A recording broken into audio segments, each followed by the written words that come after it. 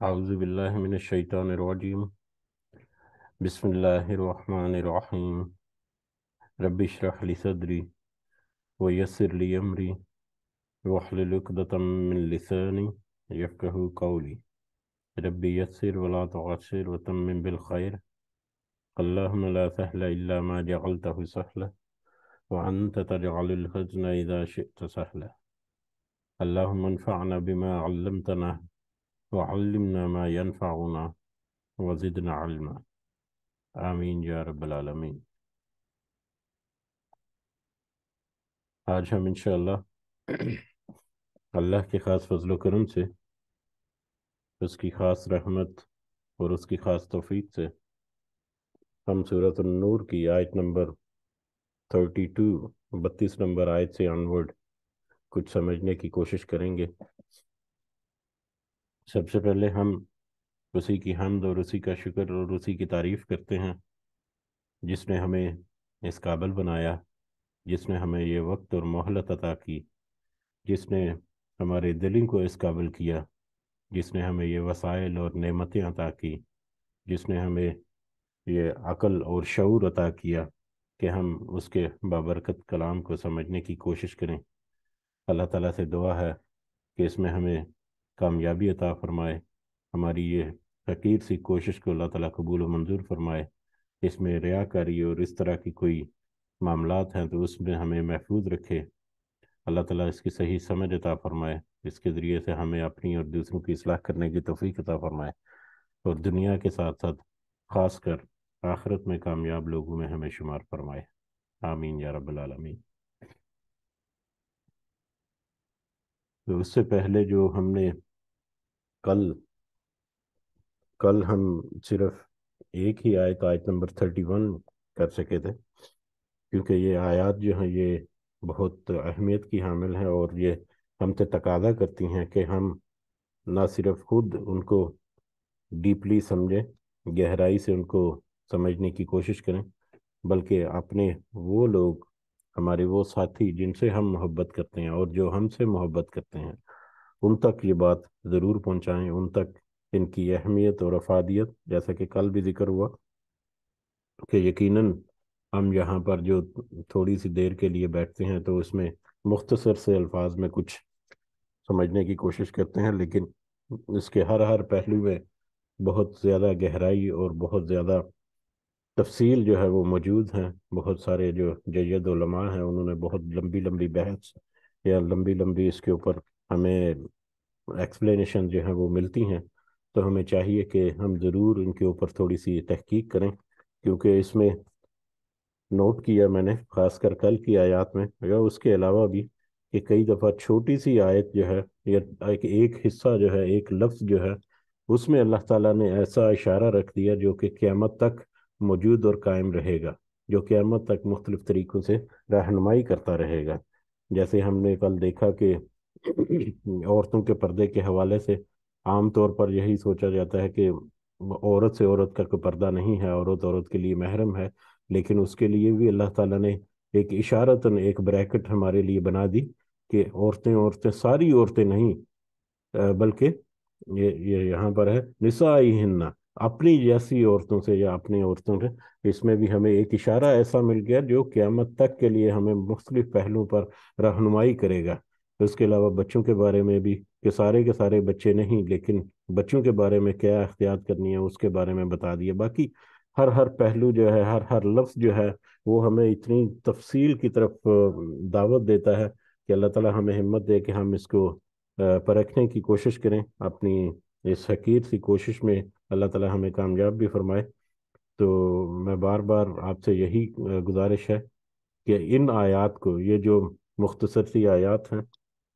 ان آیات کو آپ نوٹ کریں، اپنے ذہنوں میں اس کو اچھی طرح سے امپرنٹ کر لیں، اپنے پاس نوٹ کر کے رکھیں یہ جو 4-5 آیات ہیں، اور ان کو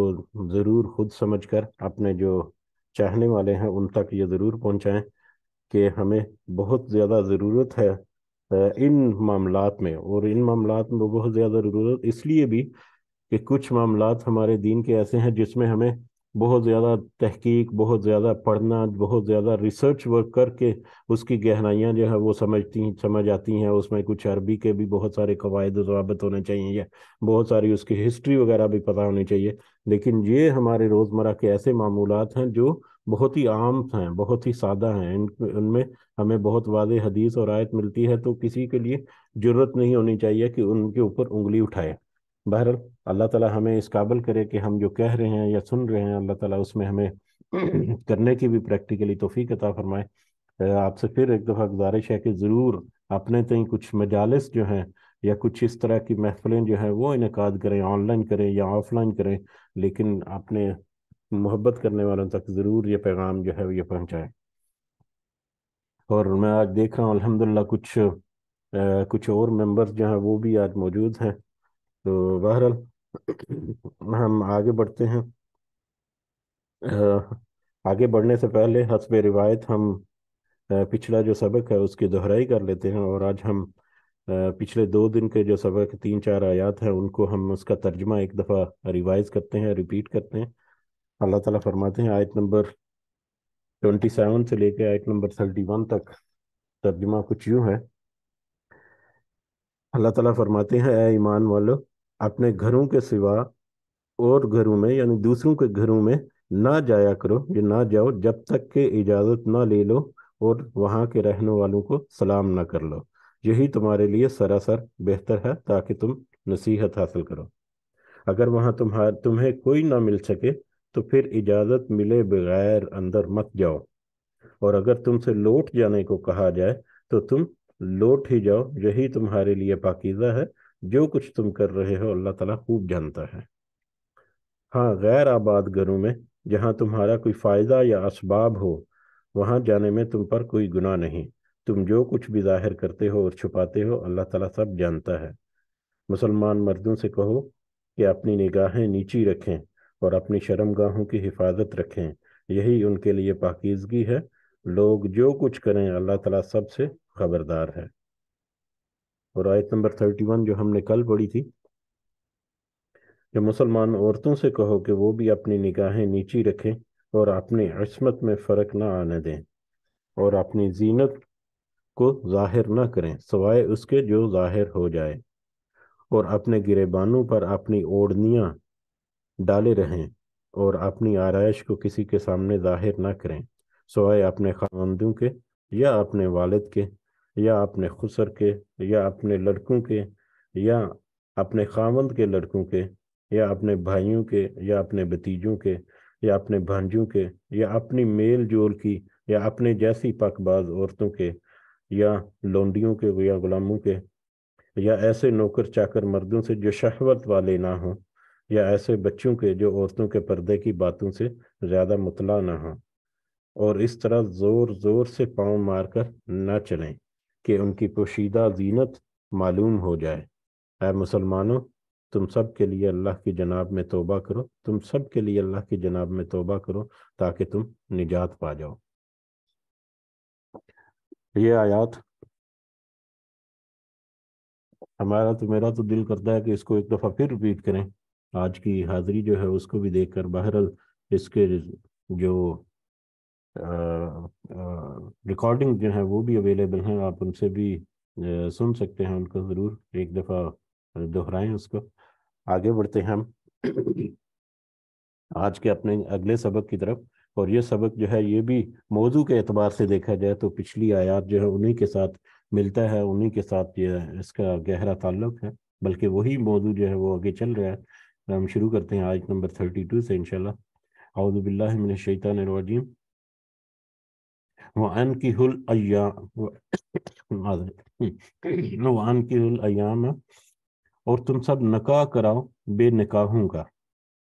وَأَنْكِحُوا اور تم سب نکاح کراؤ، نکاح کرو نہیں، نکاح کراؤ. نکاح کراؤ سے یہاں پر ہمیں اشارہ ملتا ہے وہ کفیل افراد، کفیل لوگ، کفیل یا جو کسی کی کفالت کرتے ہیں، یا ولی جو کسی کی ولایت کرتے ہیں، یا جو کسی کے سرپرست وغیرہ ہیں، یہ ان کی طرف اشارہ ہے، یا ان کو یہ کہا جا رہا ہے کہ تم نکاح کرا دو. یہ بھی ایک ہمارے معاشرے کا ایک اہم جو موضوع ہے اس کی طرف اب ہم یہ اشارہ جو ہے ہم دیکھیں گے اس آیت میں بھی اور اس سے اگلی آیت میں بھی. وہ ان کی ہل ایام بے نکاحوں کا کچھ تراجم جو ہیں اس میں بیوہ عورتوں کا ذکر کیا ہے کہ بیوہ عورتوں کا نکاح کرا دو، لیکن اکثر جو ہے اس میں ترجمہ اسی طرح سے ہے بے نکاحوں کا، یا وہ لوگ جو جن کے نکاح میں کوئی عورت یا مرد نہیں ہے. یہ اس میں سارے مرد اور عورت شامل آ جاتے ہیں جن کے جو بے نکاح ہیں. عورت کے معاملے میں اگر دیکھا جائے تو کنواری یا بیوہ یا رندوا یا جو بھی اس کا سٹیٹس ہے جس میں اس کا کوئی خاوند نہیں ہے. اور مرد کے معاملے میں دیکھا جائے تو اس میں بھی کنوارا رندوا سارے شامل آ جاتے ہیں. بہرحال وہ مرد یا عورت جن کے نکاح میں کوئی نہیں یا جو نکاح میں نہیں ہے ان کا نکاح کراؤ. کون؟ صاحب ولی جو لوگ ہیں وہ. منکم ان میں سے، اپنے میں سے والصالحین اور نیک، والصالحین من عبادکم اور نیکوں کا تمہارے غلاموں میں سے، وامائکم اور تمہاری لونڈیوں میں سے. سب سے پہلے آیت کا جو پہلا حصہ ہے اس کی طرف ہم اشارہ جو ہے اس کی طرف ہم تھوڑی سی بات کرتے ہیں. اور اب یہ آیت جو ہے یہ اس کی مزید ہمیں ایکسپلینیشن تب ہمارے اوپر کھلے گی جب ہم اس سے اگلی آیت جو ہے وہ پڑھیں گے. تو یہاں پر اشارہ ہے کہ جو بے نکاح مرد ہیں یا عورتیں ہیں ان کا تم نکاح کروا دو. اس میں ایک تو عورت جو ہے اس کے لیے کچھ جو حدود و قیود ہیں وہ ہمیں پتہ ہے کہ کنواری جو ہے وہ تو بالکل ہی بغیر ولی کے کچھ بھی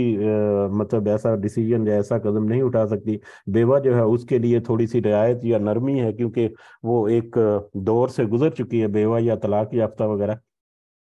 وہ ایک دور سے گزر چکی ہے، تو اس میں کچھ میچورٹی وغیرہ جو ہے اس کا لیول ہائی ہوتا ہے. لیکن اس کے باوجود اگر اس کا گھر میں کوئی باپ یا بھائی یا کوئی اس کا سرپرست ہے، ولی ہے، تو پھر ایک معروف طریقہ یہی ہے کہ اس کے ساتھ انڈرسٹینڈنگ سے یا اس کو اجازت لے کر یا اس سے اجازت طلب کر کے یا اس کے ذریعے سے اپنے یہ معاملات جو ہیں وہ مطلب معروف طریقہ ہمیں پتہ ہے ہمارے معاشرے میں. اسی طرح سے مردوں کو بھی اس میں شامل کر دیا، عام طور پر خواتین کو، لیکن مردوں کو بھی اس میں جو مذکر جنس ہے لڑکے جو ہیں وہ بھی اس میں شامل ہو گئے. اس کا جو مطلب مجھے سمجھ لگتی ہے اگلی آیت کے جب ہم پڑھیں گے تو اس سے ہمیں اس کی افادیت جو ہے اس کا اندازہ ہوگا کہ وہ مرد یا وہ لڑکے جو ابھی بالغ تو ہو چکے، شادی کی عمر کو تو پہنچ چکے، لیکن وہ ابھی اس قابل نہیں، مطلب اپنی معاشی اعتبار سے اپنی ان کی انکم یا کوئی روزی کا ایسا ذریعہ نہیں ہے کہ وہ خود سے اپنے انڈیپینڈنٹلی اپنی جو شادی کے معاملات ہیں یا بعد میں ان کو نپٹا سکیں. لیکن ان کے جو سرپرست ہیں، ان کے جو ولی ہیں یا ان کے جو بھی باپ یا چچا جن کے زیر سایہ وہ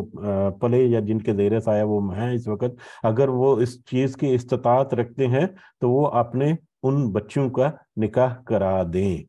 وَأَنْكِحُوا الْأَيَامَ بے نکاحوں کا نکاح کراؤ. یہ ان کی طرف اشارہ ہے جو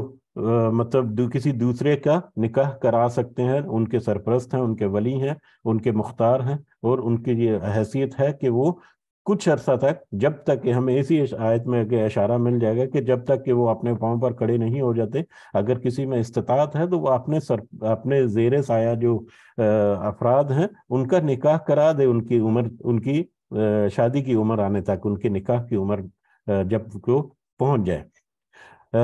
یہی بات جو ہے یہ اب اگلی آیت جب آئے گی تو اس میں دوبارہ سے صحیح کھل کے ہمارے سامنے آ جائے گی. پہلا تو حصہ یہ، دوسرا وَالصَّالِحِينَ مِنْ عِبَادِكُمْ وَإِمَائِكُمْ اور نیکوں کا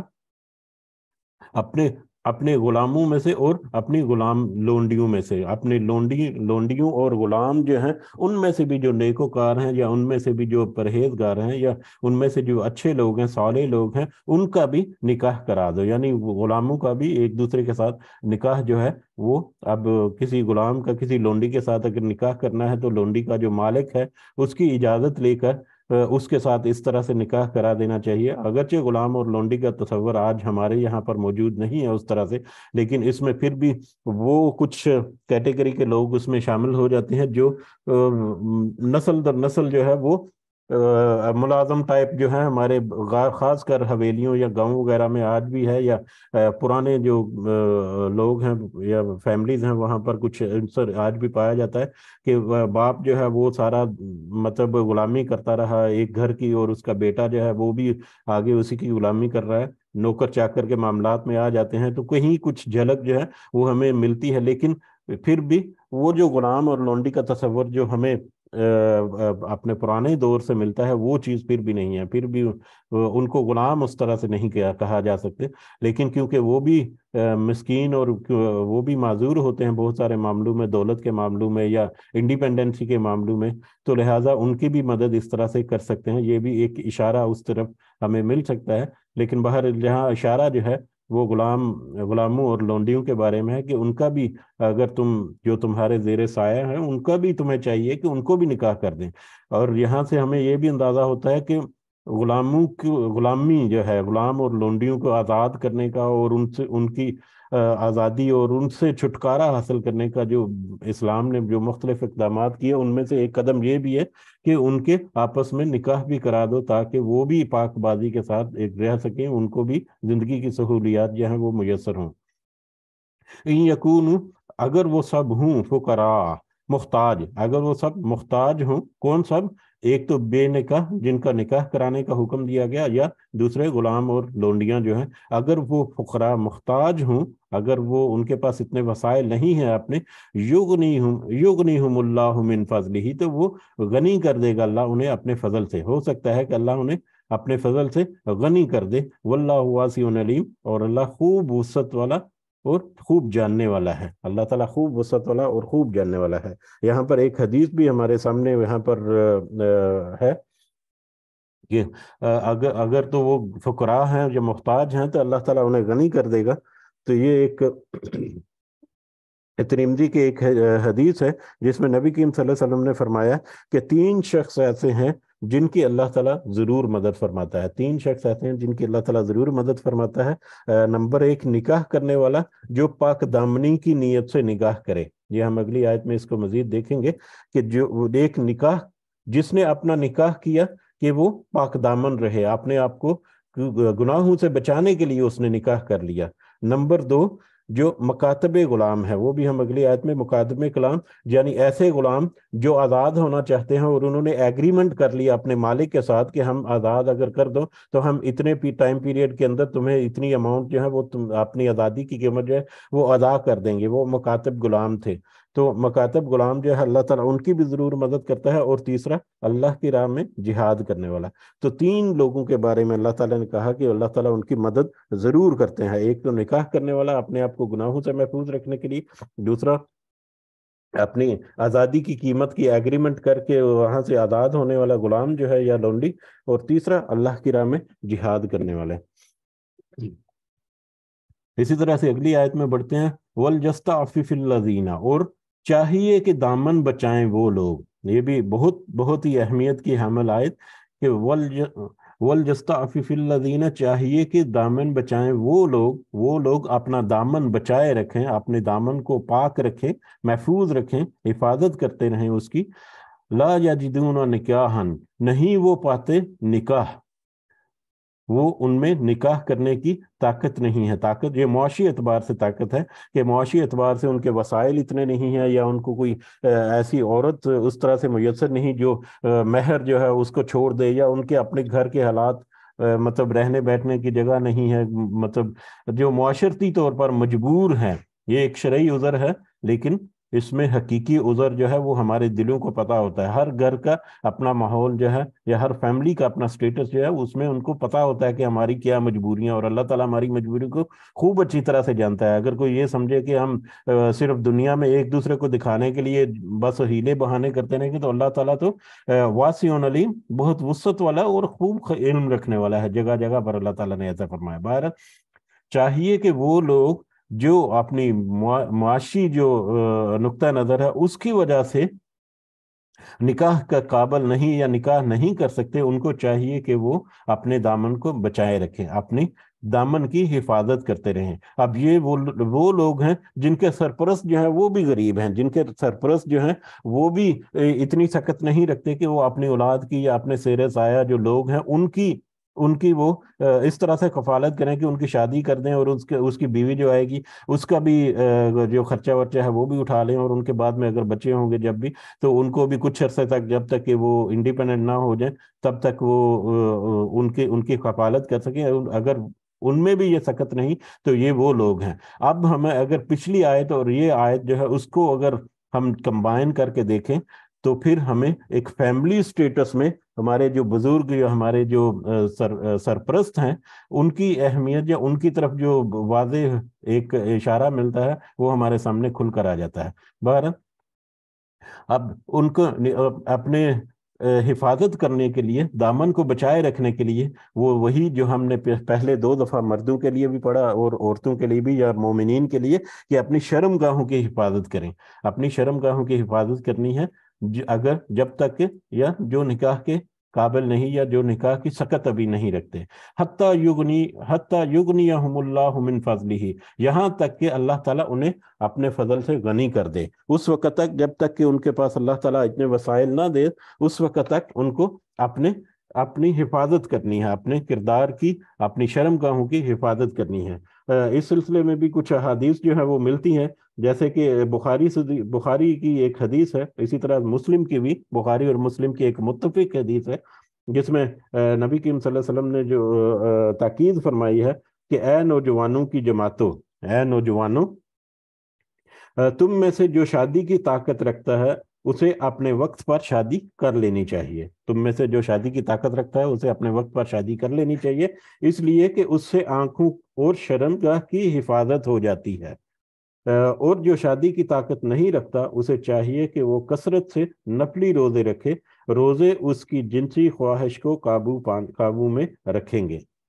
जो शादी नहीं कर सकता उसे चाहिए कि वो रोजे रखे, कसरत से रोजे रखे, क्योंकि नफली रोजे जो हैं वो उसकी जिनसी ख्वाहिश को काबू में रखेंगे। अब यहाँ पर अल्लाह ताला ने और नबी करीम सल्लल्लाहु अलैहि वसल्लम ने अपनी कुरान में और नबी करीम सल्लल्लाहु अलैहि वसल्लम ने अपनी हदीस में हमें टूल्स एंड टेक्निक, जो जिसका मैं 1-2 दफा पहले भी तज़किरा किया, कि किस तरह से अचीव करनी है पाक दामनी, किस तरह से उन चैलेंजेस को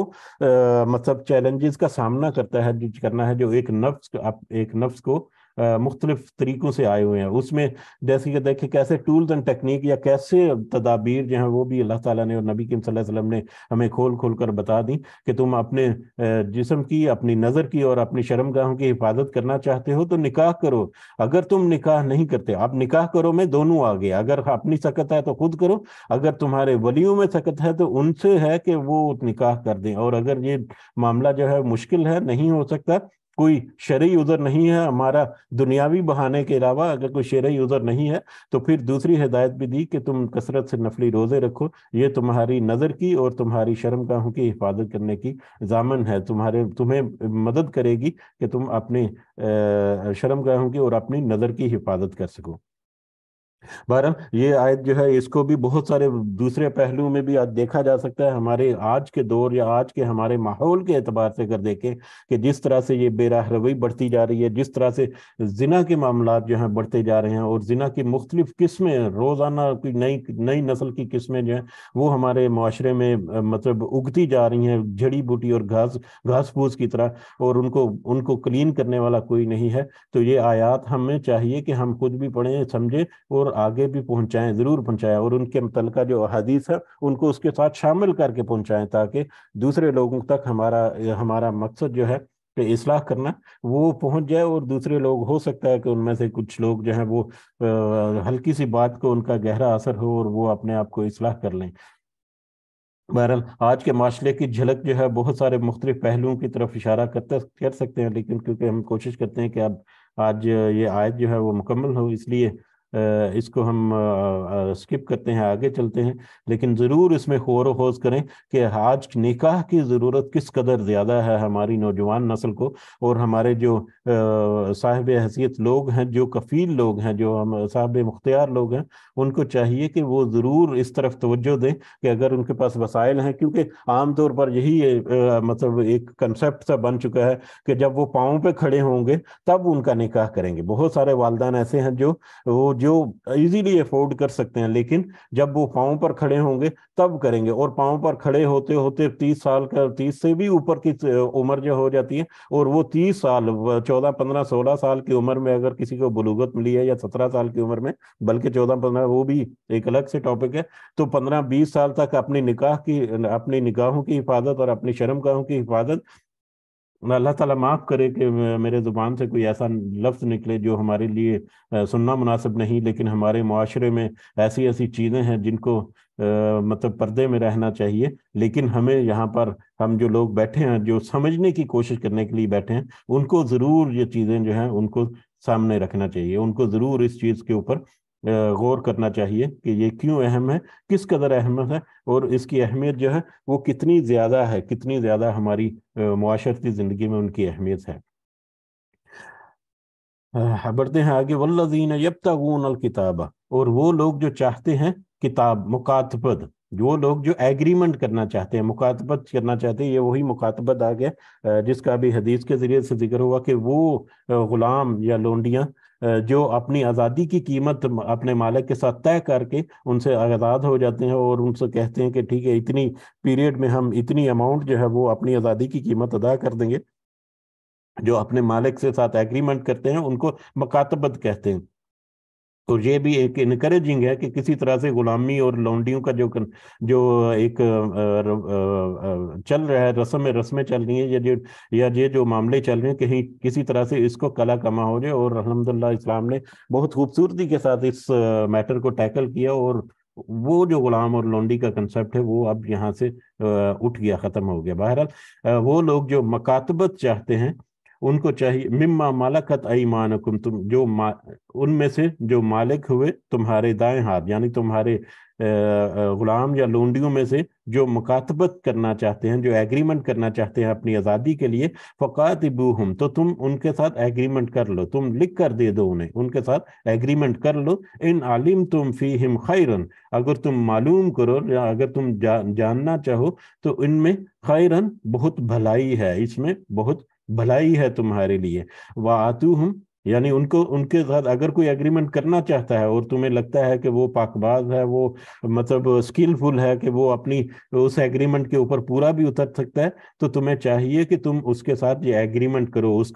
کو آزاد کرنے کا سرٹیفکیٹ اس کو دے دو، اس کے ساتھ ایگریمنٹ کر کے، ایسا کہ ٹھیک ہے اتنی رقم جو ہے اتنے پیریڈ کے اندر ادا کر کے اس کو آزاد کر دو۔ پھر اس کے اوپر بھلائی بھی کرنی ہے۔ کیسے بھلائی کرنی ہے؟ ایک تو یہ کہ تمہیں پتا ہو، اگر تم جاننا چاہو تو اس میں تمہارے لیے بہت بھلائی ہے، تم بہت خیر ہے، اور اس کے اوپر پھر اللہ تعالیٰ نے بتایا وَآتُوهُم مِّن مَّالِ اللَّهِ، اور تم دو انہیں اللہ کے مال میں سے، الَّذِي آتَاكُم، جو اللہ نے یا اس نے تمہیں دیا ہے، اللہ نے جو تمہیں مال دیا ہے اس میں سے تم ان کو بھی دے دو کچھ۔ اللہ نے جو مال دیا ہے اس میں سے کچھ، ایک تو صدقہ خیرات جو ہے وہ ہے، اس کے علاوہ جو فرض زکوٰۃ ہے، زکوٰۃ کے مصارف میں ہم نے پڑھا تھا ایک مصرف یہ بھی ہے کہ گردنوں کو چھڑانے، یعنی غلام کو آزاد کرنے کے لیے بھی زکوٰۃ استعمال کی جاتی ہے۔ تو اگر تو تمہارے پاس ہمت اور طاقت ہے تو تم ان لونڈیوں اور غلاموں کے ساتھ ایگریمنٹ کر لو، اور ان کی مدد کرنے کے لیے اپنی زکوٰۃ سے یا دیگر صدقات سے، جو بھی اللہ تعالیٰ نے تمہیں مال دیا ہے اس میں سے بھی تم ان کو کچھ ادائیگی کر کے ان کی مدد کرو، اس طرح سے تاکہ وہ آزاد ہو سکیں۔ وَلَا تُكْرِهُ فَتَيَاتِكُمْ، اور نہ تم مجبور کرو اپنی لونڈیوں کو عَلَى الْبِغَاءِ، بدکاری پر۔ پہلے زمانے میں یہ ایک پائی جاتی تھی چیز کہ جو مالک تھے وہ اپنی لونڈیوں سے بدکاری وغیرہ کراتے تھے، گناہ کے کام، زنا وغیرہ کا کام جو ہے وہ کرواتے تھے، اور اس کے بدلے میں کچھ ظاہر انکم ان کو لیتی تھی، جو کہ قطعاً حرام ہے، کسی بھی صورت میں کوئی بھی ایسی ایکٹیویٹی مطلب اجازت نہیں، جائز نہیں۔ بہرحال اور نہ تم مجبور کرو اپنی لونڈیوں کو علی البغاء، بدکاری پر، ان اردنا تخصنا، اگر وہ عورتیں چاہیں پاک دامن رہنا، اگر وہ غلام عورتیں لونڈیاں جو ہیں وہ اس چیز میں نہیں آنا چاہتی، تو تمہیں چاہیے تو تم انہیں مجبور مت کرو ایسے کاموں کے لیے، لتبتغوا عرض الحیات الدنیا، تاکہ تم دنیا کے تلاش کرو دنیاوی زندگی کا سامان، یعنی دنیا کی قیمت یا دنیا کا مال و دولت ہتھیانے کے لیے تم اپنی ان لونڈیوں کو جو کہ اس میٹر سے پاک رہنا چاہتی، ان کو ایسی بدکاری کرنے پر مجبور مت کرو۔ مطلب جو چاہتی ہیں ان کے لیے بھی یہ مناسب تو کسی صورت نہیں ہے، لیکن یہ جو زبردستی جو اگر کسی اور لونڈی کے ساتھ ہو رہا ہے تو یہ اس کی طرف اللہ تعالیٰ اشارہ کر رہے ہیں، وَمَن يُكْرِهُنَّ وَمَن يُكْرِهُنَّ، اور جو وہ مجبور کرے گا انہیں، فَإِنَّ اللَّهَ، تو بے شک اللہ، من بعد اکراہہن، ان کے مجبور کیے جانے کے بعد، غفور الرحیم، بہت بخشنے والا اور رحم کرنے والا ہے۔ اگر ایسی لونڈیوں کو مجبور کر کے ان سے کوئی بدکاری وغیرہ کرا بھی دی جائے تو وہ جو لونڈیاں ہیں ان کے لیے یہاں پر اشارہ ہے کہ وہ اگر مجبور کر دی گئیں تو ان کے لیے پھر اللہ تعالیٰ بخشنے والا اور رحم کرنے والا ہے، کیونکہ ان کو مجبور کیا گیا، ان کی کوئی حیثیت اوقات نہیں ہے لیکن ان کو مجبور کیا گیا، اس کی وجہ سے وہ مجبور تھیں۔ اللہ تعالیٰ ان کو معاف کرے گا، لیکن ان سے ایسے کام کرانے والے جو ہیں ان کو کبھی اللہ تعالیٰ معاف نہیں کرے گا۔ یہ لونڈیوں کے بارے میں ہے، لیکن مطلب آج کے حالات کے بارے میں ضرور مختلف اینگل سے غور و فکر جو ہے وہ کرنا چاہیے ہمیں ایسے موضوعات پر۔ وَلَقَدْ أَنزَلْنَا، اور بلا شبہ یقیناً ہم نے نازل کی، الیکم، تمہاری طرف، بلا شبہ ہم نے تمہاری طرف نازل کی، آیات مبینات، کھلی اور واضح آیات، بینات آیات، وہ مثلا، اور مثالیں، کھلی بین آیات جو ہیں یا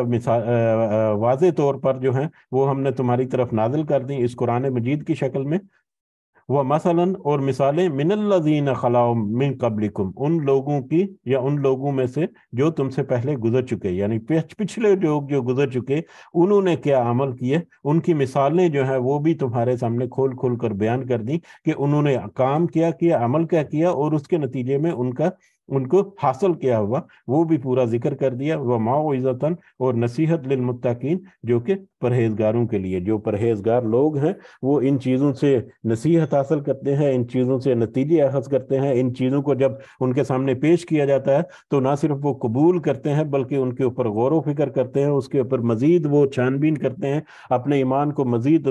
مضبوط کرتے ہیں، مزید ان کے اوپر آیات کھلتی ہیں، ایک آیت کے بعد ایک آیت جو ہے انفولڈ ہوتی ہے، ایک نشانی کے بعد اللہ تعالیٰ کی دوسری نشانی انفولڈ ہوتی ہے۔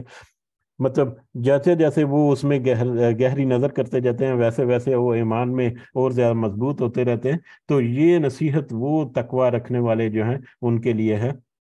اللہ تعالیٰ نے بہت واضح آیات، پچھلی 4-5 آیات کا، یا پچھلا یہ جو رکوع ہے، رکوع نمبر 4 ہے، اس کو اگر غور سے دیکھیں اس میں 8 آیات جو ہیں، یہ 8 آیات جو ہیں یہ انتہائی اہمیت کی حامل ہیں۔ ہمیں اس میں ضرور غور سے پڑھنا چاہیے، غور سے دیکھنا چاہیے، غور سے سمجھنے کی کوشش کرنی چاہیے۔ اس میں جو سبق ہیں، جو نصیحتیں ہیں، ہمارے آج کل کے دور کے اعتبار سے اگر دیکھا جائے تو یہ تقاضا کرتی ہیں کہ ان کو بہت ہی زیادہ سمجھ بوجھ کے ساتھ ان کو پڑھ کر اس کے مطابق ہم اپنی اصلاح کریں، اور اپنے ساتھیوں کی، اپنے چاہنے والوں کی، محبت کرنے والوں کی اصلاح کریں۔ اس کے ساتھ دوبارہ میں ایک دفعہ پیغام کہ ضرور اس کو آپ خود پڑھ کر دوسرے لوگوں تک پہنچائیں، اپنے خاص کر ان لوگوں تک جن کے اوپر آپ کا اثر و رسوخ ہے، جو آپ کی بات کو سنتے ہیں، جو آپ کی بات کو کچھ ویلیو دیتے ہیں، ان کو، جن کو یہ ضرورت ہے ان تک یہ ضرور پہنچائیں۔ اپنی محفل جو ہے کوئی انعقاد کر لیں، آن لائن کسی طرح سے کر لیں، جیسا کہ میرا ارادہ ہے کہ میں شاید یہ جمعہ نہیں تو اگلے جمعے اپنی فیملیز کو گیدر کرنے کی کوشش کروں گا، مختلف جو پاکستان میں ہے، کہ وہ اگر ایک پلیٹ فارم اکٹھے ہو جائیں تو یہ جو آیات ہیں یہ ان کے سامنے میں کوشش کریں گے کہ ہم پیش کر سکیں۔ اس میں بھی اگر جب پروگرام ہوا تو آپ کو بھی انوائٹ کروں گا کہ اگر آپ بھی اس میں شامل ہونا چاہیں تو آپ ضرور کوشش کریں کہ یہ جو پیغام ہے یہ عام فہم کا پیغام ہے، اور ہمیں اس کی اشد ضرورت ہے کہ ہم اپنی فیملیز میں کچھ حد تک جہاں تک ممکن ہے ان چیزوں کو پھیلائیں، تاکہ لوگ جو ہیں وہ سمجھیں ان چیزوں کو، ان کی اہمیت اور افادیت کیا ہے، ان سے وہ باخبر رہیں۔ پھر اللہ تعالیٰ سے دعا ہے کہ اس میں ہمیں استقامت نصیب فرمائے، صحیح سمجھ عطا فرمائے، ہماری نیتوں کو اللہ تعالیٰ قبول کرے اور اس کے مطابق ہمیں عمل کرنے کی بھی توفیق عطا فرمائے۔ وما علینا الا البلاغ المبین۔ جی کچھ اضافہ کرنا چاہ رہے ہیں یا کوئی پوائنٹ ہے تو آپ ضرور کر سکتے ہیں، شیئر کر سکتے ہیں۔ جزاکم اللہ خیرا کثیرا۔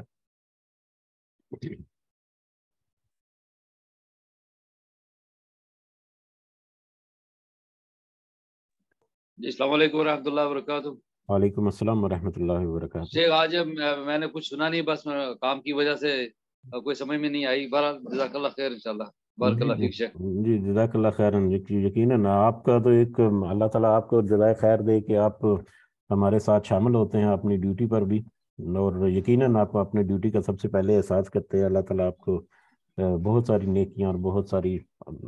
رزق عطا کرے اس دنیا کے اور خاص کر آخرت کے. آمین. جزاک اللہ خیر. بارک اللہ فیک شیخ. اچھا ٹھیک ہے، اگر کوئی اضافی نقطہ نہیں ہے تو جی جی سسٹر آپ کچھ کہنا چاہ رہی ہیں غالباً. السلام علیکم ورحمۃ اللہ وبرکاتہ. وعلیکم السلام ورحمۃ اللہ وبرکاتہ. یہ اللہ تعالیٰ نے بہترین احکام کا جو حکم دیا ہے اور بہترین اللہ تعالیٰ نے وصیتیں ہمارے لیے عنایت فرمائی ہیں. تو اس میں جو پوائنٹ توبہ کا اللہ تعالیٰ نے رکھا ہے اس پہ بہت اللہ تعالیٰ کی کا احسان ہے. یعنی جو اللہ تعالیٰ کے محرمات کو ترک کرنے میں اگر بندہ مومن سے کوئی کوتاہی واقع ہو جاتی ہے تو اس کے لیے اللہ تعالیٰ نے جو توبہ کا حکم فرمایا. تو یہ ایک یعنی اللہ تعالیٰ فرماتے ہیں کہ توبہ کرو اور تم فلاح پا جاؤ گے. تو یہ آیت کریمہ جو ہے نا، یہ دلالت کرتی ہے اس بات پہ کہ یہ میں سوچ رہی تھی کہ ہر مومن توبہ کا محتاج ہے. اس کو ہم نے ہائی لائٹ کرنا ہے کہ ہر مومن توبہ کا محتاج ہے، کیونکہ اللہ تعالیٰ نے اس آیت کریمہ میں ایمان والوں کو خطاب فرمایا ہے. تو اس آیت میں یعنی خالص توبہ کی ترغیب دی گئی ہے. تو ہم نے توبہ کو سمجھنے کہ توبہ کا مطلب کیا ہے. یعنی تو توبہ کا مطلب ہے کہ اللہ تعالیٰ کی رضا جوئی کے خاطر، یعنی اللہ تعالیٰ کی جو ہے نا کوئی جو پسندیدہ چیزیں ہیں جو اللہ تعالیٰ کو ناپسند ہے ان کو ترک کر دینا. اور اللہ یعنی پھر توبہ کا مطلب یہ بھی ہے کہ اللہ تعالیٰ کی یعنی ان امور کی طرف واپس لوٹنا جو اللہ تعالیٰ کو پسند ہے. تو یہ نیت رکھتے ہوئے اگر ہم توبہ کریں.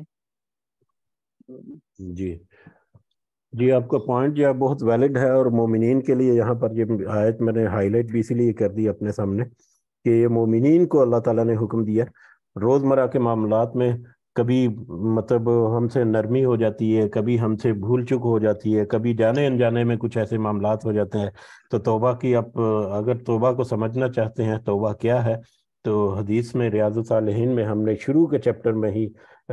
توبہ کی ڈیفینیشن جو توبہ کا ایک چیپٹر ہے اس چیپٹر کو ضرور پڑھ سکتے ہیں، یا اس چیپٹر کی جو پہلی کچھ احادیث ہیں ان کو اگر ہم پڑھیں تو اس میں ہمیں پتہ چل جاتا ہے کہ توبہ اصل میں کیا ہے. اور توبہ جو ہے وہ اگر کسی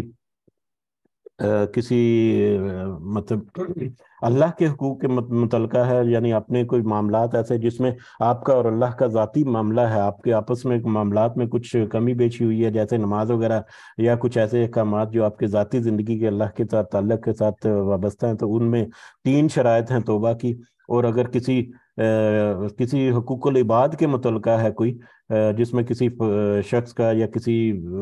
مطلب دوسرے فرد کا کوئی حق جو ہے وہ مارا گیا یا کسی کو نقصان ہوا یا تکلیف ہوگی، تو اس میں پھر ایک چوتھی شکل جو ہے وہ بھی توبہ ملتی ہے. تو ظاہر التوبہ کا چیپٹر جو ہے وہ ہم ریاض الصالحین کے جو شروع کا جو ابواب ہیں ان میں دیکھ سکتے ہیں، ان میں ضرور دیکھیں. اور مومنین کے لیے توبہ کرنا یہ یقیناً آپ کا نقطہ جو اہم ہے. ہم جیسے لوگ جو ہیں وہ بھی بری نہیں ہیں، ان کو بھی چاہیے کہ استغفار اور توبہ کرتے رہیں ضرور. جی جزاکم اللہ خیرن. جی ام عبداللہ آپ بھی کچھ کہنا چاہ رہے ہیں؟ السلام علیکم ورحمۃ اللہ وبرکاتہ. وعلیکم السلام ورحمۃ اللہ وبرکاتہ. جیسے ماشاءاللہ بہن نجمہ نے بہت اچھا ہائی لائٹ کیا توبہ کو یہاں پہ، اور دیکھیں آپ اس سے پیچھے خود بات کر رہے تھے کہ بہت ہی زیادہ اہم باتیں اس آیت میں ہیں پیچھے بھی جو چل رہی تھی نا، پردے کے حوالے سے یا نکاح کرنے کے حوالے سے. تو اور اللہ تعالیٰ کو پتا تھا کہ مومنوں میں بھی جو ہیں وہ ایسے گروپس ہوں گے جو اللہ تعالیٰ کے احکامات کو اس طرح پورا نہیں کریں گے جس طرح کرنے کا حق تھا. اور آج ہم دیکھتے ہیں اسپیشلی پردے کو لے کے کہ کتنے 1% شاید مسلمان اس کو فالو کر رہے ہوں. تو ایک بڑا مطلب پیکیج اللہ نے دے دیا توبہ کا کہ آج اگر تمہیں یہ بات سمجھ میں آ گئی ہے تو آج ہی توبہ کرو، پچھلا سارا معاف، اور آگے سے تم اپنی زندگی سیدھی کر لو. تو جیسے آپ مطلب اپنی فیملی میں، یا جیسے آپ بتا رہے ہیں کہ باقی بھی ہر کوئی اس میسج کو عام کرے. جو پردہ بے پردگی ہمارے ہاں اتنی زیادہ ہے، حد سے بڑی ہوئی، حد سے بڑی ہوئی، اور دن بدن بڑھتی چلی جا رہی ہے. تو اس کو مطلب ہم عام کریں. اور میں اور آپ، ہم بھی، ہم میں سے بھی اگر کوئی اس پر بے پردگی کا جو ہے وہ ہو رہا ہے، اس کا گنہگار ہے، تو آج توبہ کر لیں. کیونکہ توبوا الی اللہ جميعا، سب مل کے، اٹس اے ٹیم ورک. تو آج ہم توبہ کر لیں. ہمارے جتنے ابھی سن رہے ہیں کلاس میں، آئی ایم شیور کہ ان میں سے بھی ان کے فیملی سرکل میں یہ بہت ضروری ہے. کیونکہ بہت ہی کم لوگ وہ پردہ کرتے ہیں جیسے اللہ نے حکم دیا یہاں پہ. تو ہم اس کو ایک کیمپین کی طرح شروع کریں، اور جس کو بھی ہم بتائیں اس کو ساتھ میں یہ خوشخبری دے دیں کہ ہاں اللہ نے کہا توبہ کر لو. توبہ کرو تو پچھلا سارا معاف، کوئی بات نہیں. ہو سکتا ہے 50 سال کی زندگی گزر چکی ہے آلریڈی، ٹھیک ہے، لیکن آج توبہ کر لو. اور ہو سکتا ہے ابھی صرف ہمارے پاس 2 سال اور ہوں، تو کوئی بات نہیں، اللہ کے حکم میں 2 سال گزار لیں. تو پچھلے سارے معاف، اور آگے سے ایک نئی زندگی کا آغاز کریں.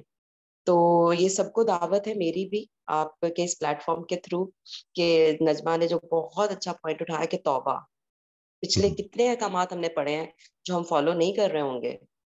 تو توبہ کر لو، کوئی بات نہیں، آج سے آ جاؤ،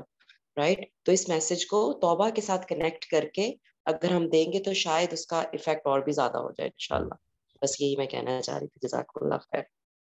جی جزاکن اللہ خیرن. یہ اور توبہ کے متعلقہ یہ جو آیت ہے ہمارے سامنے ہائی لائٹ ہے. کل اس کے اوپر تھوڑا سا ذکر ہوا تھا اسی موضوع پہ کہ اگر کوئی ہو چکا پہلے، یا اگر کوئی معاملات میں جانے انجانے میں کبھی ہو جاتا ہے، تو یقیناً اللہ تعالیٰ معاف فرماتے ہیں. اور اس کے ساتھ ہی اللہ تعالیٰ نے یہ بھی کہہ دیا لعلکم تفلحون، کہ تاکہ تم فلاح یاب ہو جاؤ، کامیاب ہو جاؤ. اور یقیناً جو توبہ کرتا ہے، اس میں تو کوئی دو رائے نہیں ہے کہ اس کی توبہ قبول نہ ہو. لیکن جو آپ نے کی، اس میں ایک ایکسٹینڈڈ یہ ہے کہ توبہ کا مطلب یہ نہیں ہے کہ صرف الفاظ سے اس کو مطلب ادا کر دینا. توبہ کا مطلب ہے اس کے اوپر پھر کاربند رہنا. جو ایک دفعہ توبہ سمپل جو اصول جو ہے توبہ کا، کہ ایک دفعہ کسی چیز سے توبہ کر لیں، کسی چیز سے مطلب رخصت لے لیں کہ اب میں نہیں کروں گا. اس کا اگر کسی دوسرے فرد کو نقصان ہے تو اس کو ازالہ کر دیں، اور اس کے بعد ساری زندگی وہ کام نہیں کرنا. تو یہ آپ کی توبہ کی قبولیت کی ایک گارنٹی ہے، یا ایک قبولیت کی نشانی ہے اس دنیا میں، کہ اللہ تعالیٰ نے آپ کی توبہ قبول کر لی. لیکن توبہ کر کے ایک دفعہ ارادہ کر کے پھر واپس اسی طرف پلٹ جانا، پھر واپس اسی رو میں بیٹھ جانا، تو وہ توبہ جو ہے وہ توبہ بھی نہیں ہوگی. بہرحال توبہ جو ہے وہ ایک الگ سے ایک بہت ہی اہم ٹاپک ہے. اور یقیناً ہمارے جتنے اعمال ہیں، ہمارے جتنے جو روزمرہ کے معاملات چلتے ہیں، ان میں توبہ جو ہے وہ انوالو ہے ڈائریکٹلی اور انڈائریکٹلی. اور خاص کر ایسے معاملات میں جس میں بہت زیادہ بے روی یا بہت زیادہ ایسے معاملات میں ہم الجھے ہوئے ہیں کہ ہم بالکل ہی اگنور کر چکے ہیں، تو ایسے معاملات کی طرف واپس لوٹ کر آنا، اور پھر اپنی پکی نیت کر لینا کہ اب آئندہ سے ایسا نہیں ہوگا، اور اس کے اوپر پھر اپنے آپ کو کاربند رکھنا، یہی توبہ ہے. اور یہی پھر گارنٹی ہے کہ اللہ تعالیٰ کہتے ہیں لعلکم تفلحون، تاکہ تم کامیاب ہو جاؤ، تاکہ تم فلاح پا جاؤ. اور فلاح کیا ہے، یہ بھی ہم نے کچھ ہی عرصہ پہلے قرآن اور حدیث کی کچھ روشنی میں دیکھا تھا کہ صحیح فلاح تو وہ ہے جو آخرت میں کامیابی ہے، آخرت میں